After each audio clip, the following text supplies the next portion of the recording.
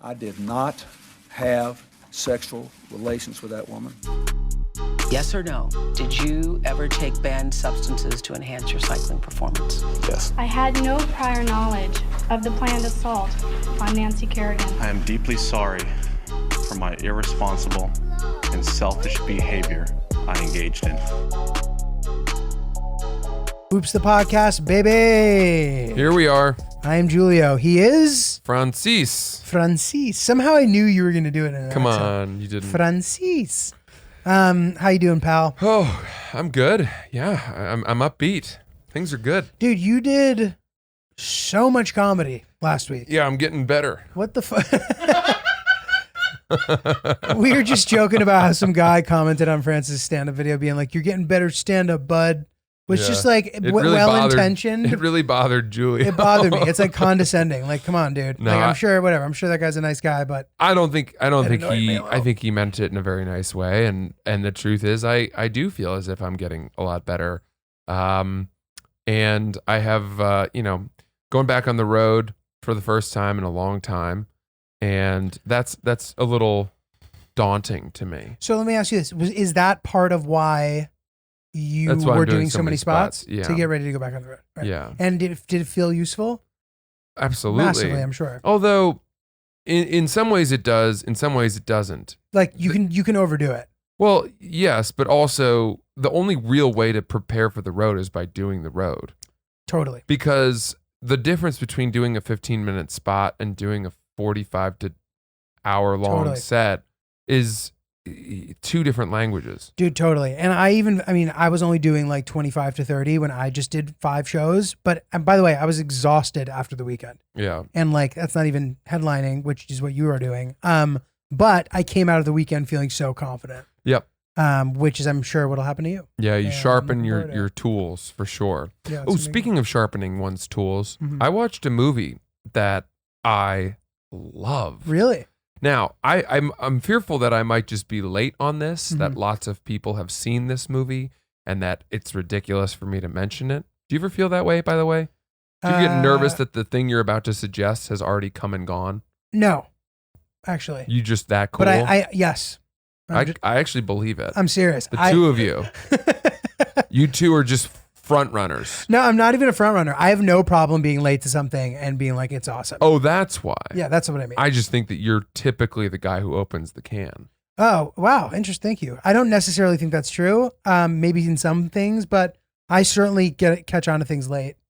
And then I'm dying to talk about it still. If I find a song that I really like that I want to share with my friends, I have to share it with a preface. Oh, you're like, of this song may have been popular already, but I just discovered it. I want you guys to hear that's it. Fine. That's a self-aware thing to do. Well, it's a total self-doubting thing to do. Because nothing is worse than being the guy who says, yo, you got to hear this song. I just discovered it. It's so sick. And they're like, dude, I listened to that and got sick of it 6 months ago. Dude, something like that just happened to me. I went to this like rave party thing like a couple weeks ago with all these kids who are friends of friends type of thing. They all hang out together and they love like dance music. And I don't know shit about that stuff. Like I like it. I certainly like it, but I'm a hip hop guy. But if I can go and like listen to some deep house and have a great time.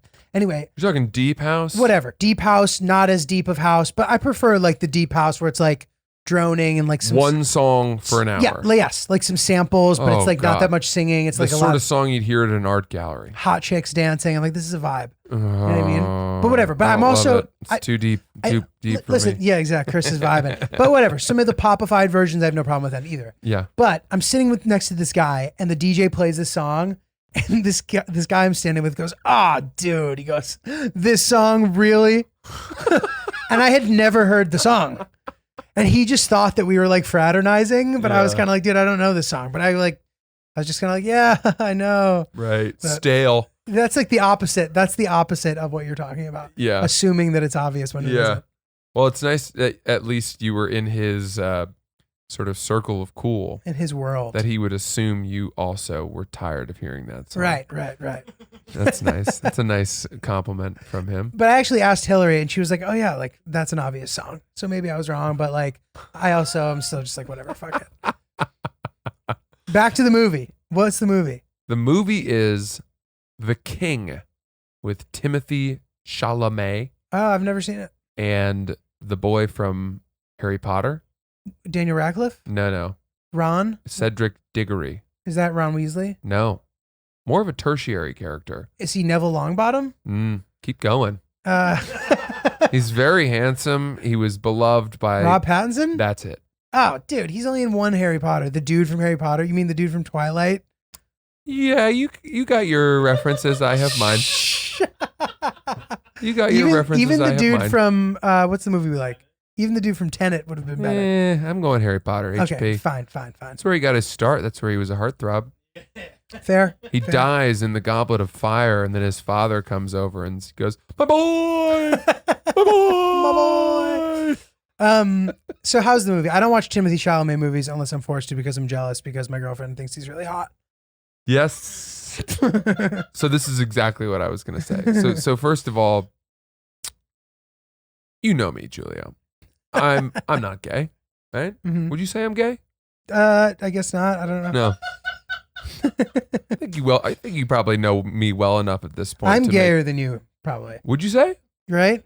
I mean, I'm literally wearing a rainbow hat. Yeah, but that's all No, smoke but- and mirrors. No, but this hat is literally showing that I support well, LGBT. there's okay, but that QT. I'm a huge supporter of the LGBTQ, I even movement. just said it wrong, so maybe you are. and yet that doesn't mean that I would dip a toe necessarily. It's not particularly my taste, but I'm not so averse to it.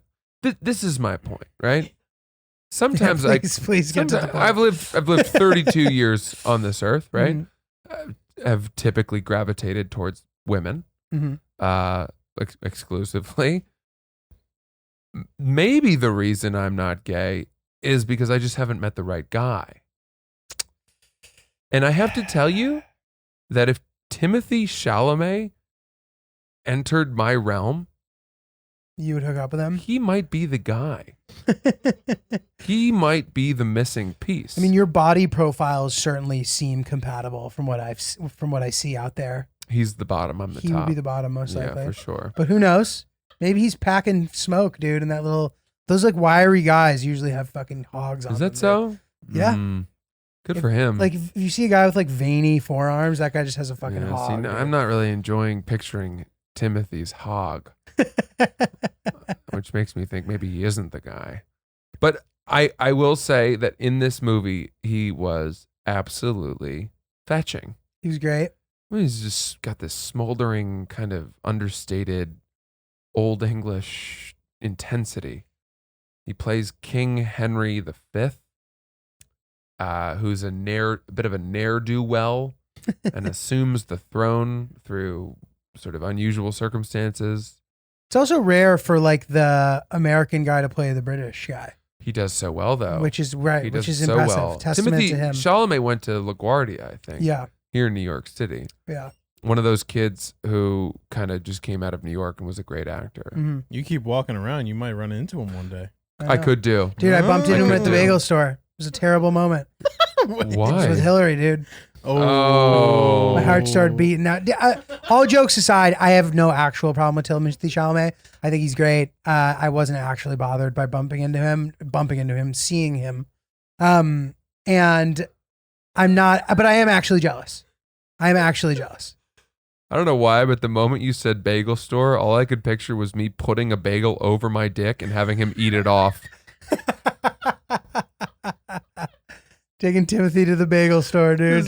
Just drape a little piece of smoked salmon on his nose and cream my cheese at his God. whiskers and see where we go from Oh there. my God. Timothée Chalamet. He seems accessible. Yeah. I've read stories and Twitter threads about him riding coach on airplanes and people thinking, "Oh my God, am I sitting next to Timothée Chalamet?" What a name I too, know. right? It's as if he was born for stardom. I don't know if he's changed it. Maybe he has. Maybe that's a stage name. Chris is looking it up. If that's his real name, you've basically left your child with one choice. You have to become famous. He's splendid in this movie. This movie is a medieval war epic. I hadn't watched a movie like this in a long, long time. And I missed it completely when it came out. Yeah, same. I didn't even, this is the first I've heard that And it it's exists. him as the King of England going to conquer France Got in the it. 100 Years' War. Got it. And Robert Pattinson is sort of like the leader of France, or a young leader of France. Interesting. And they battle, and it's, boy, oh boy, when you realize what battles were like back then, in terms of just the brute, The lack of regard for human life. I mean, they're wearing all this metal plating, so they can barely move, right? But that also means they can barely kill each other. right. And so it's basically a one-on-one war of attrition battle until somehow someone pulls out a dagger or has a knife, and they can find a way to stick it under your chin and gouge your throat, Dude. impale you upon a sword. It's crazy that must have been the greatest high, dude, to win a battle, to go into battle. You could die, and then like not dying. That Yeah. must have been addictive. Yeah. Addicting. But also these wars were constant. They Yeah. were never ending. There was no lasting peace. One blended into the next, which makes you wonder, because throughout human history, we've kind of leapfrogged from one war to the next. Mhm. Usually that's a good way to sort of trace history, right? Right. And we have not experienced, you and I, a war that required a draft. Right.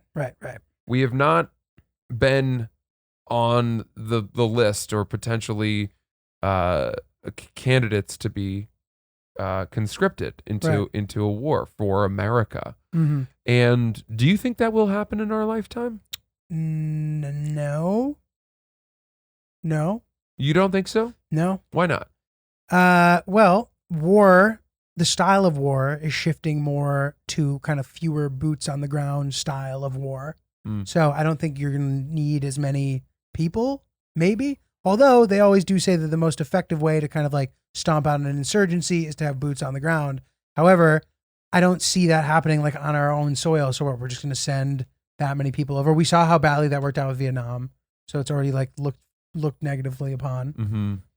Those are, I guess, my thoughts. Do you think that sort of the modern world and the Western world has lost its taste for war? That there is because for a long time, wars of the past, right? Mhm. Obviously with some exceptions, but wars of the past have been moments that brought countries together, right? World War II. World War II. I mean, Most notably. I remember reading in I think it was Band of Brothers, that there were men who would fail their physical exams and not be eligible to go fight, and they would kill themselves Right. because they were so It's a disappointed different time. to not be able to go fight. Didn't for their need a draft country. then, Right, exactly. Yeah, dude, I don't know. I mean, I don't. Let me ask you this. Let's say that a war sprung up tomorrow Mhm. between us and Russia. Seems like one of the more likely candidates. And you and I got drafted. We're too old, dude. Are we? Yeah, we're too old now. Come on. I think we're too Have old. you seen my Peloton scores? Dude, you're maybe fit enough to do it, but I think that the draft is for like a younger age people. I think they'd look the other way. Maybe given we my do. Peloton scores. I think they'd want Yeah, me. they might look at the Peloton scores actually, the top 10% of Peloton Fuck scores. yeah, they would. And those people would bypass the age requirement. I think they would say, his recent performance on Hidden Hills rides means that we could really use this guy. I could be a bike messenger, rolling through the foothills of occupied France, bringing messages to the front lines on a bike. The British are coming. Ugh. But dude, I was Chris, what do I you just got? add something. I just want to say I feel like we're heading toward. I don't know if this is already happening, but more towards like cyber war and all things online. And Right. countries are probably training people in that more than, or they're just probably Drone putting so much warfare. into that. Well, it's so much more effective, right? Exactly, To yeah. shut down a country's infrastructure. Exactly, yeah. What we saw Totally. with that whole pipeline hacking. And Yeah. Yeah. my God. Good stuff, dude. Well, one thing I will say though is that people have been, and I think this is a fair comparison, comparing sort of like the COVID time to what like a wartime shift in society would feel like. Whereas like Yes. noticeable big changes to the way that we live our lives that kind of are spurred on by this crazy event. So a friend of mine made a brilliant point about this, which is that historically, whenever there has been a moment like this in the past, that a moment where everyone in the country, or I mean, with this, it was really the world, but let's say specific to America, everybody in America was affected by this thing, right? In the same way that 9/11, right? Everyone was kind of one mind about 9/11, which is like, this is horrible. We need to do something about this, whatever. Pandemic, same thing. It's like everyone's affected by this. Whenever this has happened in the past, historically, it has brought the country together. Right. The pandemic did the exact opposite. Right. Interesting. It further entrenched people in their own ideologies. Interesting. And for some reason, you had two very distinct camps emerge. One being kind of, don't tell me to wear a mask, and I'm going over to my side even farther. And then the other saying, like, you know, anyone who disagrees with the science is anti-patriotic and all of that. Totally. Not to mention all the like racial stuff that was exactly. like just like the amount of fuel being added to the fire. Right. Was just a perfect storm. So we are very far apart right now as a country, I fear. And I don't know if the pandemic did not unite us, then what would? Is it another war? Is it another terrorist attack? Well, dude, I'll tell you this. I don't know if I'm being naive, but it feels to me that the height of the division has passed. I don't even I haven't watched the news in a month and a half. Like before, I used to watch the news every fucking day. You know what I mean? Whether it was about the pandemic, whether it was about politics, whether it was about, and the stakes just seem to have been lowered. And maybe all that stuff's still simmering. Like I said, maybe that's a naive thought on my part, but I'm hoping that maybe we are just a little bit less divided than we used to be, though albeit very divided still. And as far as the unifying question, I don't know. It's a good question, dude. I like this. I'm very hooked right now on the thoughts of war. And I am aware that I'm a complete ignoramus when it comes to issues of war. And I have no idea what about the terrors and the sort of the consequences and the latent effects of that war has on young minds. However, there is a part of me, you mentioned that if a war broke out, there were a draft, we would be too old. There is a part of me that feels that saddened by that. That we're too old? Yeah, I feel FOMO. Well, maybe, dude, all right, so let's... From this war that I'm missing out on. So what about this? You know, tennis players are winning Grand Slams into their 30s now. You know what I mean? Would the draft also account for sort of, you know, sprightly 30-somethings? Well, I think that's exactly what our current happens, culture. though. Right. In Vietnam, they kept extending the Make it older and older. pool. What was for the which- oldest that it was? I don't even know if it was that they basically, everyone was assigned a number. And then they said only these They people pulled who your birthday, right? right, Right. Whatever, that they'll go. But then they added more and more men, Mhm. and you know, as the need rose, Right. so too were the parameters widened for who could go. Crazy. It says 18 to 26. Okay. That sounds about right. Yeah, I don't know if I can pass as 26.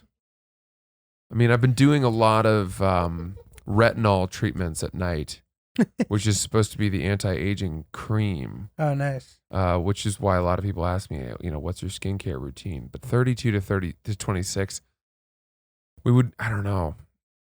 We would need a war soon.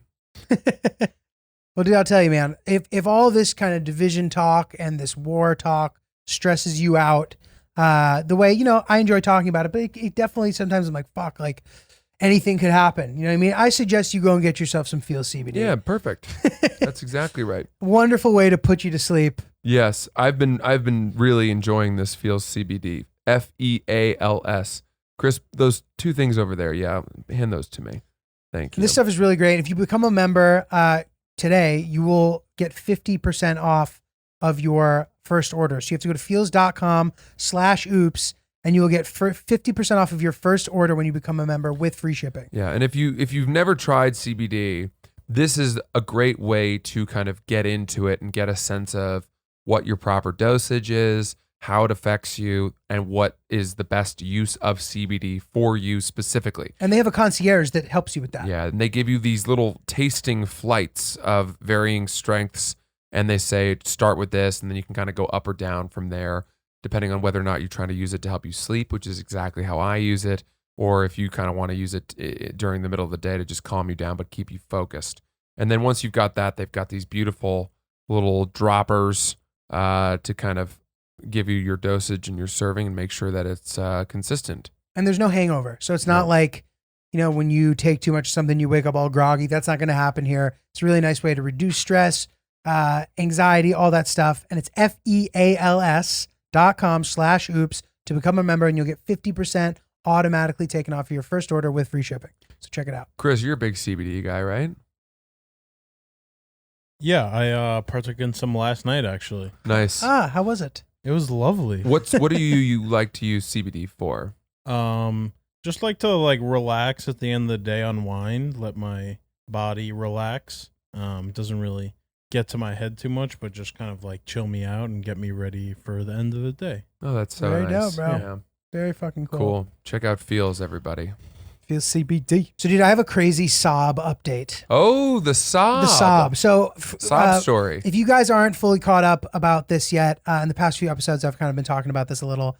I inherited a sob from my late great uncle, Tony. Great guy, important person in my life. It was a very nice gesture. I ended up declining because the car is a little on the older side. It's a pain in the ass to have a car in New York City. It's expensive. Blah, blah, blah. I decided I didn't need it. So fast forward a couple weeks later, my mom gets her car stolen. My mom's car was stolen. What? In somewhere in Connecticut, like half an hour north from where they live. She was going shopping and the car disappeared. The whole car? The whole car gone. So they're like, holy shit, that's never happened to us. So we thought maybe, she just forgot where she parked or whatever. So she went back with Zeal Butch and with my dad. Nobody could find the car. Car's gone. Fuck, now we don't have a car. So they decide they're going to take the sob. Yeah, I get that. Fair enough, right? Yeah. So now they have the sob. What happens? A week later, they find the car in another town, parked in the parking lot. The cops found it. They get the car back. So now I basically have the sob in the best possible way. Wait, how? I have the sob without having to pay for the sob. My dad is registering it. They're going to keep it at their house. If I need a car for the road or whatever, I can just take it to the city. I can keep it for as long as I need. And I can bring it back when I'm done, because before they all needed their cars. So if I needed to borrow a car, I would need to bring it back right away, and it became too much. Yes. So now the sob, actually, this has worked out the perfect way. But hold on a second. I have so many questions. Okay. So the first question I have is, why did they register it on themselves once they found the other car? Were they already in the process of doing that? Basically. So they had already accepted that they were taking the sob. So they've made their minds up. Okay. So it's not like they found the new car. They're like, oh, we don't need the sob anymore. They're kind of like, fuck it, we'll take the sob also. Okay. Essentially, I think. All right. So then, the next question I have is, did they register this car in the event that your mom gets her car stolen again? No. Is this their You need car register to a car. use in the event that a car gets stolen? No. It's just an extra car. I mean So that they themselves decided this because they realized that they're prone to car theft. They're not prone to car theft. This is the only time a car's ever gotten stolen in the family history. As a pair that is, as it turns out, quite susceptible to grand theft auto, they realize we need to have backup cars. Dude, that's what's happening here? That is not what's happening. Oh. That's hilarious. Okay, well then I've misunderstood. Yes. They took on the extra car. Because don't get me wrong, Julio, when you told that story, I thought, okay, I get it. They are registering the car for the sole purpose of having a backup because they realize that cars go missing. I just think they just don't see it as any skin off their back to add it on to the thing. Okay. Not because of well, that. that's nice. Now, throw it on the insurance policy, all that stuff. That's great. That is great. All right. Well, good. Boy, huge win. Have you ever had anything crazy, huge stolen in your life that you've then rediscovered? I think I had my wallet stolen once in college because it was just on the table and then I couldn't find it, which led me to believe someone walked by and snatched it. But other than that, no. Thank God. Knock on wood. There's and I'm gonna cover a crazy theft story on not this coming episode of my travel stuff, but on the 4th episode. So keep your eyes peeled for that. And it's pretty nuts. But I see how violating it can feel. I know you had the city bike stolen. That was nuts. Have you had anything else stolen? Yeah, when I was in college, I was a senior, and it was reading period, which was the 2 weeks after classes formally ended, where we were allowed to sort of study for finals or where you wrote final papers. Got it. And there was not a lot of stress in that there were no classes. Mm-hmm. So you had total freedom of your day. Also, sports had ended by that point, typically. Yes. Although we were in the Ivy League tournament that year, we qualified for the Ivy League tournament in lacrosse that year. So we actually had to go Full play steam ahead. at we needed to play Cornell at Cornell, which is so far away. So far. It was so far away. And we were in this hotel for 5 days because we had the semifinal against Penn, and then we had the final. We beat Penn, and then we had to play Cornell, who Did you win? absolutely demolished us. I think they won like 12-4 or something. But I remember distinctly at least half the team had to take a final exam while we were in that hotel. That's crazy. And the school sent a proctor to administer these finals. So our guys are in between games and in the hotels. I mean, we would all go to the library, but our guys, half the team It's wild. had to study their asses off Oh for my these God. finals, these 3-hour finals that, and then they would go into like a conference room at this Hilton or whatever the hell it was with some random person from the university who had made the trip to Cornell just to make sure no one cheated and that this was all done above board. And that's not a great way to kind of prepare for No. the biggest game of the season, the Ivy League championship, Jesus. which we of course lost. And the fact that Cornell was at home and able, if they had exams, they were able to take them there at the university, I think was probably a huge advantage. All of this is to say that in that reading period, after we got back, and the season was over, the way I was exercising was I was playing a lot of pickup basketball. And I found these courts in Cambridge that I like to play at.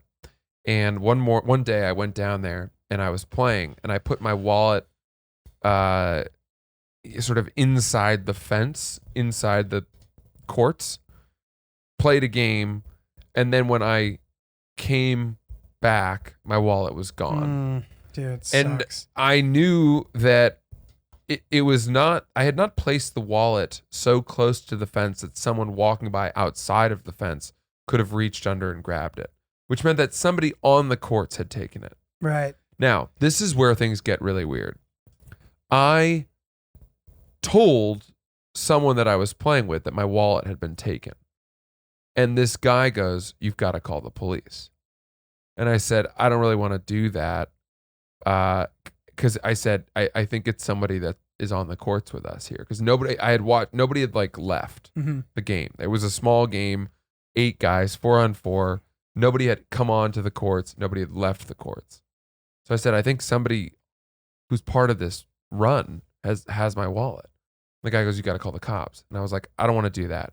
So I sort of gathered everyone and I said, "Hey, everybody, this is uncomfortable. I had a wallet. I feel like someone took it. I'm going to look the other way. And if you want to just go put it on the bench, no hard feelings, amnesty policy." And they all looked at me like, what the fuck are you talking about? This is the most Francis thing I've ever heard of. I tried to resolve it peacefully. Yeah, it's well, very effective. And when nothing happened, nothing came of that. In fact, I had a few people who like did that move where they pulled the lining out of their pockets and they were like, "I don't know, not me." I told you. And then the guy said, "Okay, you got to call the cops." And this was a guy who had played with us. And I was like, "Really, dude?" He goes, "Yeah." So I called the fucking police. And then they came down in a squad car. They came onto the court. Oh my God. And they were like, "All right, so clearly someone here has it." And everyone's like looking around. And they're like, "Come on, guys." And nobody would give it up. And nothing ended up happening. And they like just took a police report and left. And then some of the guys on the court got really mad at me. Oh my God. They were like, "That's not how you solve that." And I was like, what should I have done? Oh my God. I was like, I realized I shouldn't have called the police. I did not want to call the police. This guy was urging me to call the police. Doesn't that And- suck when someone urges you to do something and then you take the full brunt for that? That's Absolutely. the worst thing ever. Absolutely. But, I leave the court. The next day I came back and I was walking along the courts were near the river. And I was walking along the river and I found like 4 of the cards that I had in the wallet. What? And it was clear that a bunch of my items, my wallet had been rifled through along the river. Whatever was valuable was taken out, and then the rest of it was just thrown in the river. But a Jesus. few of the things had been taken out and just dropped I there. can't believe you found them. So it's like my student ID, my ice cream loyalty card for JP Licks, like buy 9 scoops, get the 10th scoop free. And then, I don't know, maybe my library card or some bullshit. But the thing that was so valuable, that this is why I cared so much, there was an older guy at school who looked a little bit like me, who had given me The fake. a real Yeah. ID, a Yeah. real state driver's license from his state.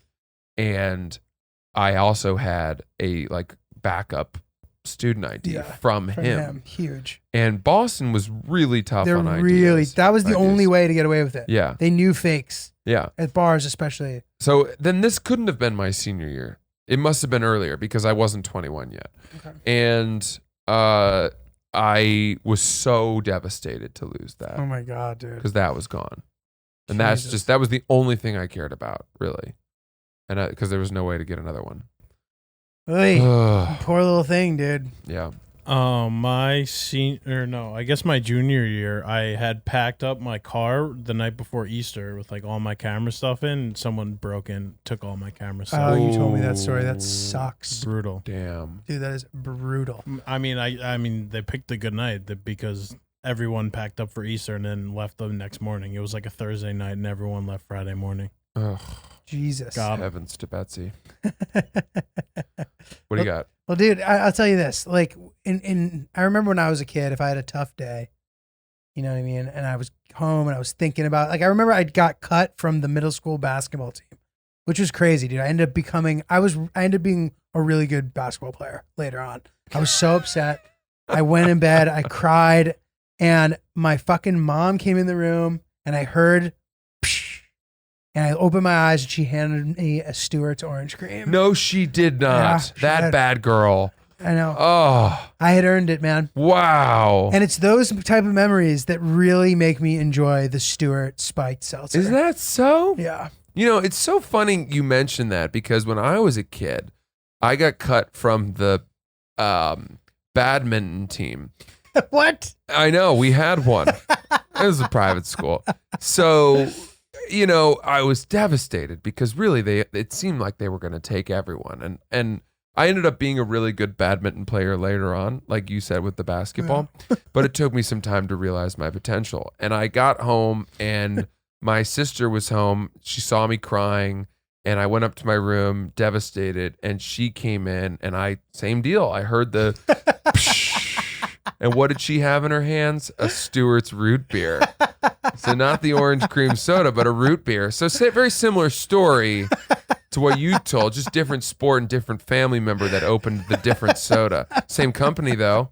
Well, dude, it's funny you mentioned the root beer. I actually didn't know this until we started working with them. But Stewart's was originally founded in 1924 in Mansfield, Ohio, as a root beer stand by the school teacher Frank Stewart, whose mission was to create the best tasting root beer in the world. Oh my God. And Stuart Spiked has really done a great job of sort of taking the essence of that tradition and that flavor and applying it into a spiked seltzer. They have all the traditional flavors. They have the root beer, they have the orange cream, the black cherry. They also have raspberry lime. I think they're introducing some new flavors as well. You can currently get them in New York, New Jersey, Connecticut, Massachusetts, Pennsylvania, Rhode Island, and Colorado. They will be rolling it out nationally in early 2022. If you aren't sure which stores carry them, you can go to stuartspiked.com and look at the store locator to figure it out. Or you can DM them at Stuart Spiked and they will fill you in on all the info. 100 calories per can, 0 to 1 grams of sugar, gluten-free, vegan, all that good stuff. It's a guilt-free treat. And Iconic just got spiked, Francis. That's it. Stuart Spiked, check it out, dude. So I've been playing little micro pranks on Hillary, Okay. and she doesn't like pranks really. So I would never play a real prank on her. Like I wouldn't pop out of the closet. I wouldn't dump cold water. These are things you would never, nobody would do to their girlfriend. But Nobody. I wouldn't play a prank on her where she felt sincere fear, and then I get to be like, hey. But what I will do is micro pranks. So here's an example of one. We'll go to dinner and we'll be splitting the bill, and maybe she doesn't want to take her card out. She goes, just pay and Venmo me. And I say, okay, so I'll pay. And then I'll send her a Venmo request for like twice as much as the entire meal cost. Because if you say $1,000, that's just ridiculous. But I'll just send her a Venmo request for $150 for a meal that was $80. So she should owe me $40. But it's $150. I'll tell you what, man, we have a good laugh. You guys do? We have a good chuckle. Boy, that is fun. She goes, honey. It's very cute, dude. Okay, I got one for you. Okay, I got one let's for hear you. So sometimes my girlfriend and I will get an enormous electrical bill because in July we've had the air conditioning running a lot of the time, and we've been here, so we've had to keep it running, right? And a lot of the time she'll say something like, you know, I want to make sure that the bedroom is nice and cool by the time we get in, instead of having to get into bed and wait for it to get cool. Right. So she'll run the main, you know, the bedroom air conditioning for hours, even though I say that's going to really jack up our electrical bill. And then sure enough, our electrical bill will come and it'll be like $560 for the month. And then I will Venmo request her for her to contribute, since most of that electricity is because she's being ridiculous about needing the bedroom to pre-cool for us. And then she won't pay it because I don't know why. I don't know why she does it. So we don't have a good laugh about that. And I fucking hate it. Jesus. I can't. Is it really that much? No, it wasn't 560 That's this month. crazy. I think it was 420. That's still crazy. Holy shit. It was really high this month. Jesus, dude. So But I I take don't- it you I- pay the electric bill. Yeah, that's not entirely true. I don't actually Venmo request her for I cover the utilities. Okay. You know why? Because actually, I'm not even going to say what I'm about to say. I feel like I'm venturing towards the type of danger territory. He's The danger learning. zone. He's learning. Saying something gonna regret. Okay. Which it's not even mean. It's just a piece of information that is like too specific to our lives. And if I shared it, it could have negative. You know what? You guys know me. You know the deal. Oh, getting better. One day at a time. Well, do you want to hear the other one that I do? Yes, I do. To segue out of the danger zone, I'll mispronounce things on purpose that I've never said to her, and she'll think that I've just always been pronouncing it that way my whole life. Give us an example. The other day I said Nebraska.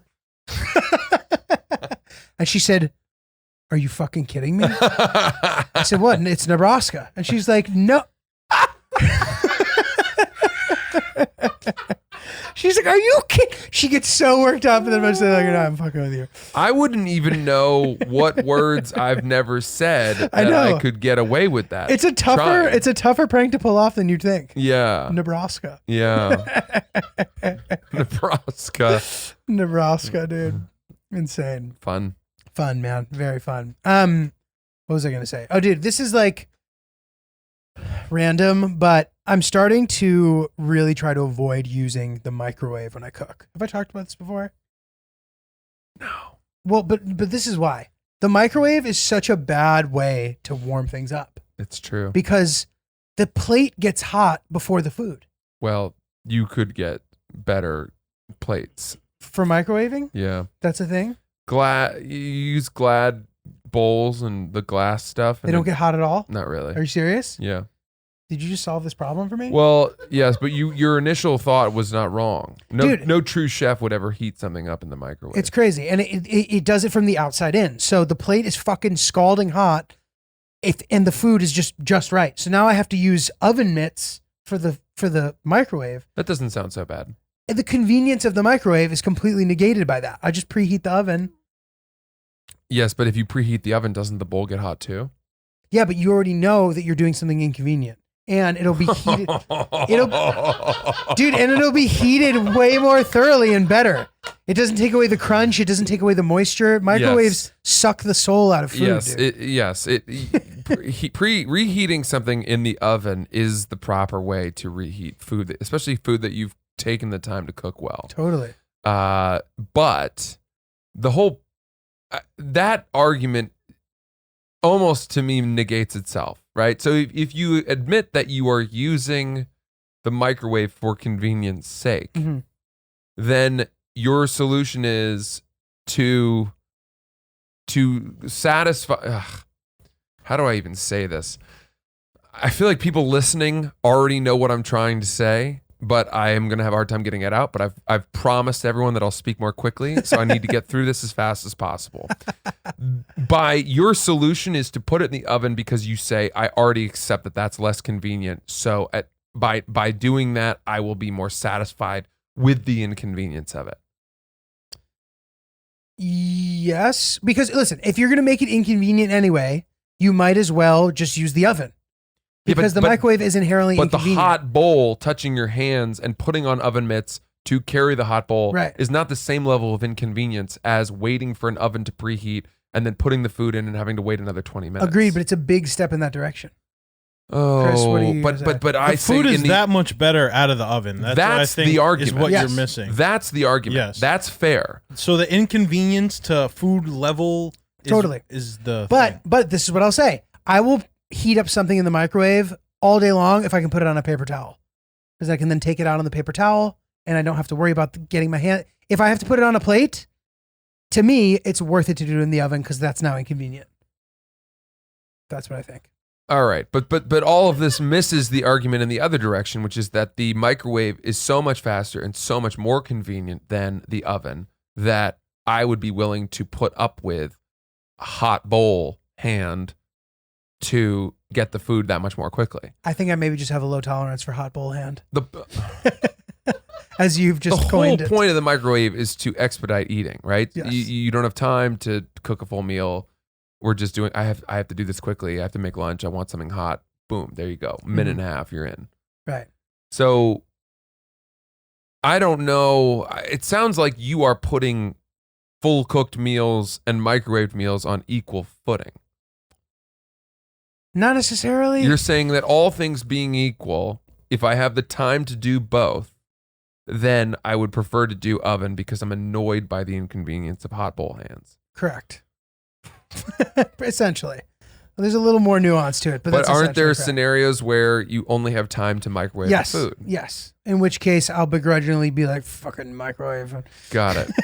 Got it. But again, like today I had a veggie burger for lunch and I heated it up in the microwave and I put it on a paper towel and it was completely fine because I could take the paper towel out, it didn't burn my hands, put it right onto the toasted bread, had a delicious lunch. For anyone who is wondering, there are some hacks about microwaves that are pretty useful. One is, I find that, first of all, let's say you're reheating some pasta, and one of the problems is that by microwaving it, you dry the food out, or chicken or whatever. Right. You can do a damp paper towel that you drape over the dish that protects the moisture of the food.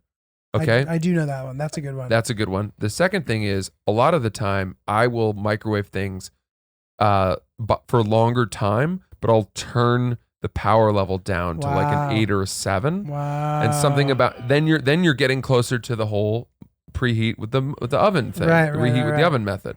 Right. And by doing it less high for longer time, you get a better result with the food. You get a more like genuine cook. Yeah, balanced reheat there. Dude, yeah. Unbelievable. But none of this no microwave food is going to be as delicious. It's just not going to work. As the taste of a fresh cup of Brooklyn Roasting Company. That's for damn sure. That's for damn sure, dude. That's for damn sure. That is for damn sure. They restocked the peanut butter. I've seen that our fans have been buying it in droves. So good. I really stand by that product. It's really great. Yeah, and I also really stand by the coffee as well, by the way. Me too. I still need to get the cold brew pitcher. And thank you for reminding me. Yeah, get the cold brew pitcher and then get yourself into the Brooklyn Roasting Company Coffee of the Month Club because they pick the coffees for you. That's fun. And they know what's best and what's fresh and what's cool and hip. They're the experts. they will send you a nice array of different coffees so that you get to taste all the flavors of the world. I've said it once, I'll say it again. It'll turn a one-night stand into a two-night stand immediately. Yeah, that's right. When they see that coffee in the morning. Yeah, exactly. So get yourself on the Brooklyn Roasting Company Coffee of the Month Club. Use promo code OOPSBEANS and you will get 5% off whatever it is that you order on there. Get some of that ooey gooey golly glop Yummy, peanut yummy, butter. yum. Get some of the Hui Hui Tananga. I'm sure I'm not saying that right. Blend. Obviously, the Iris Espresso, the BQE. Those are my two favorites. And join today. We will keep our eyes open for any of you joining the Coffee of the Month Club. Awesome.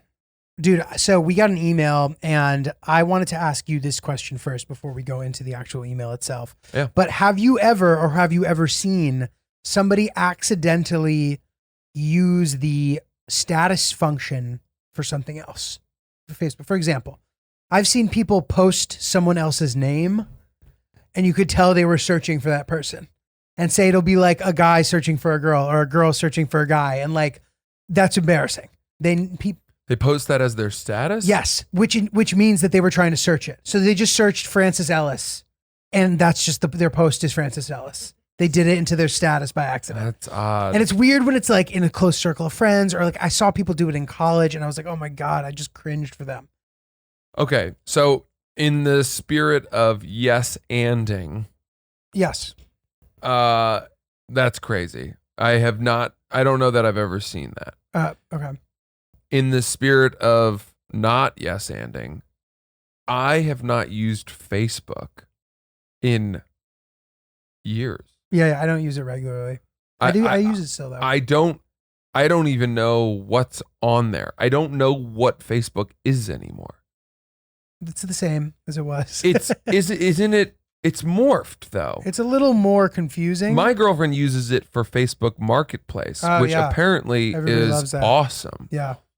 I've heard only the greatest It's the things best. about it. It's the best. And It's the best. so that's a great application for it. Yeah. Yes. But as far as what I used to use Facebook for, which is networking with friends, posting pictures, Not anymore, huh? posting statuses. Well, there's a better app for all of those things. Yeah. I used, writing jokes. I used to write jokes on Facebook and see Yeah. how they would do.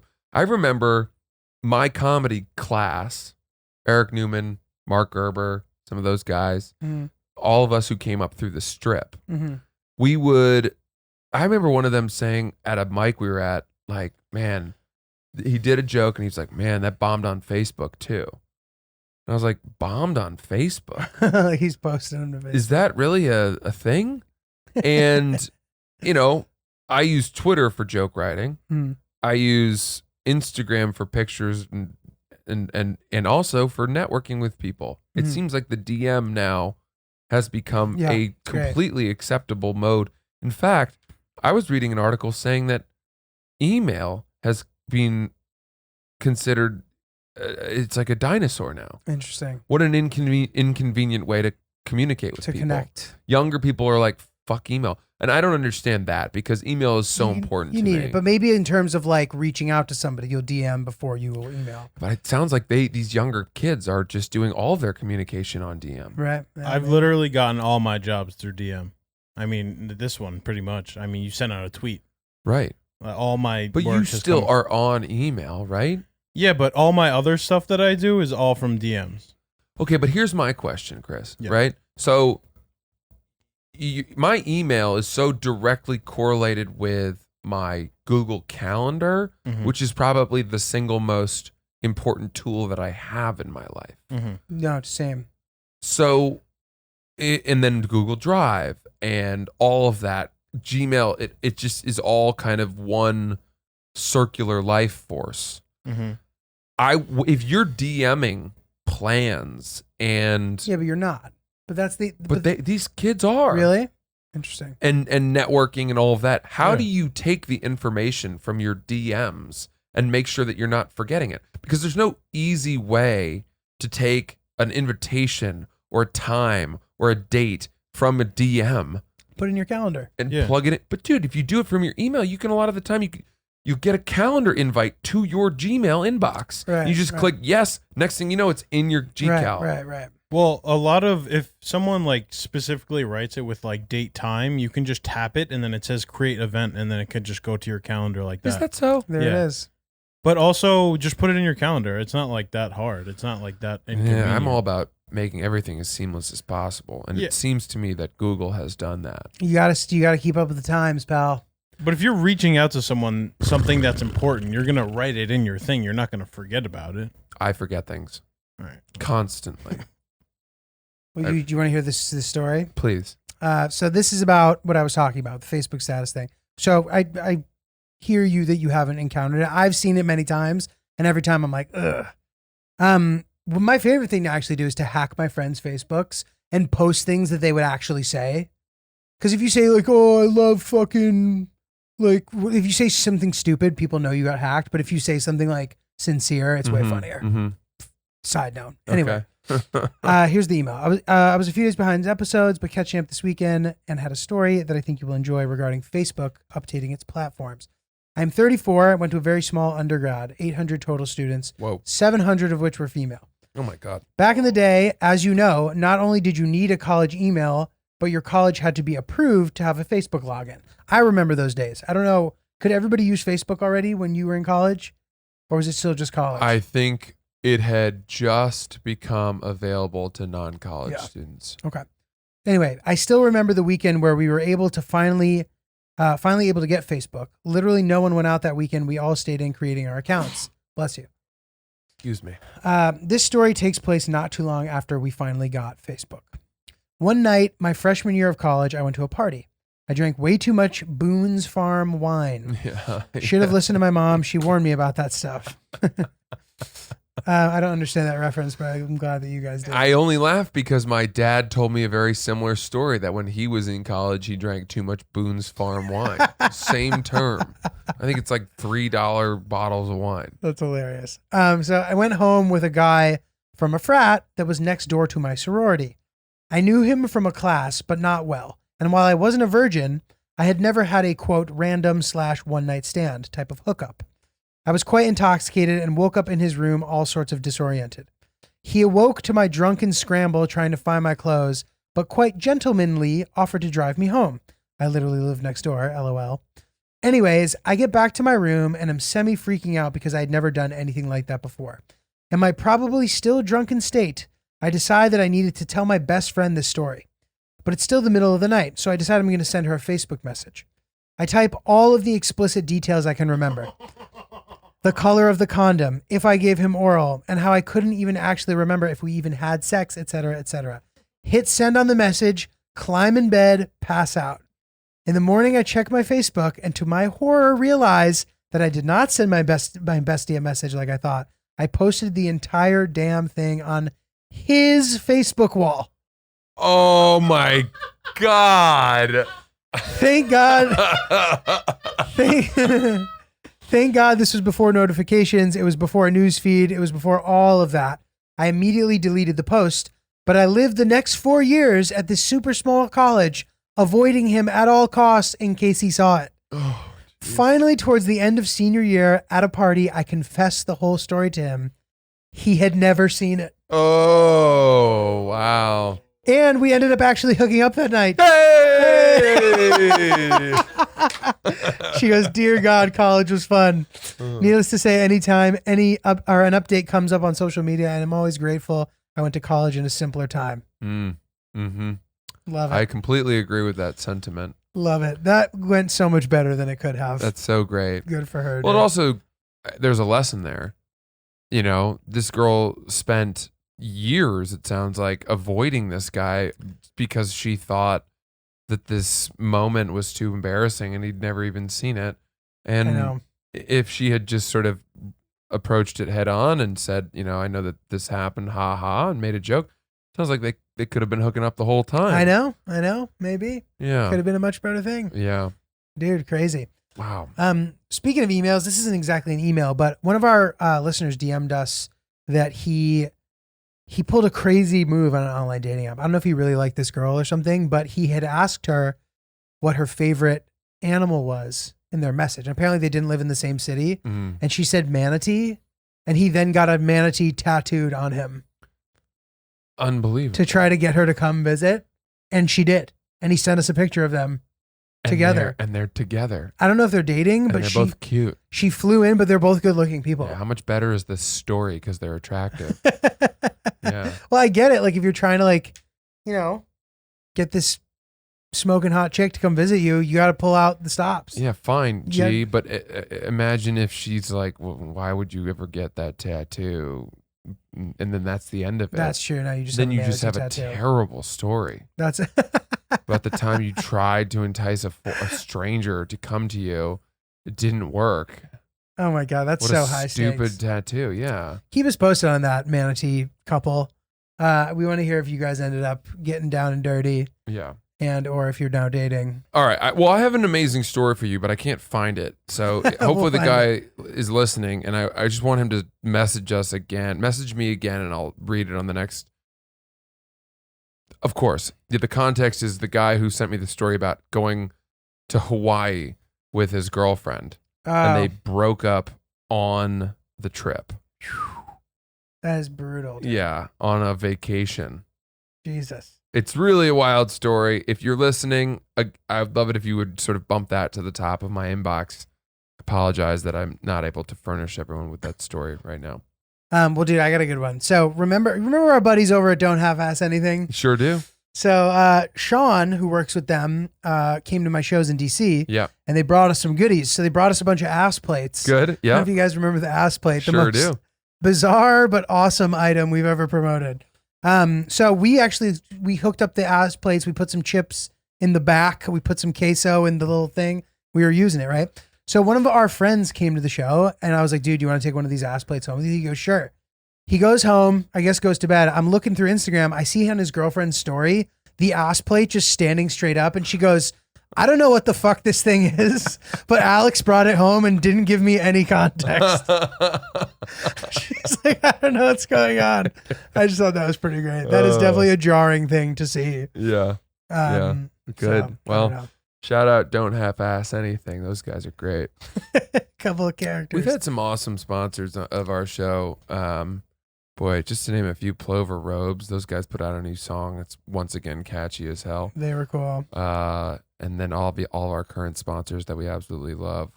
The ads have been really fun. So thank you guys so much for supporting us. Yeah. I mean, I think we take it home. Let's take it home. Oops the Podcast, guys. You know where to find us at Oops the Podcast. Keep sending us your stories. We love them. They're hilarious. I feel like they've been getting funnier too. So thank you for taking the time to dig deep into your memory bank. oopspodcast@gmail.com. Be sure to check out Francis's Patreon. Is there like a specific link for that? It's just Francis Ellis Patreon. Francis Ellis Francis Patreon. Ellis. You'll find it. Get yeah. in there. Check out some of my travel vids. We are going to, at some point in the near future, figure out some merch. Mm-hmm. So we are in the process of that. Keep your eyes peeled for it this fall. We love you guys. Thank you for listening, and see you later.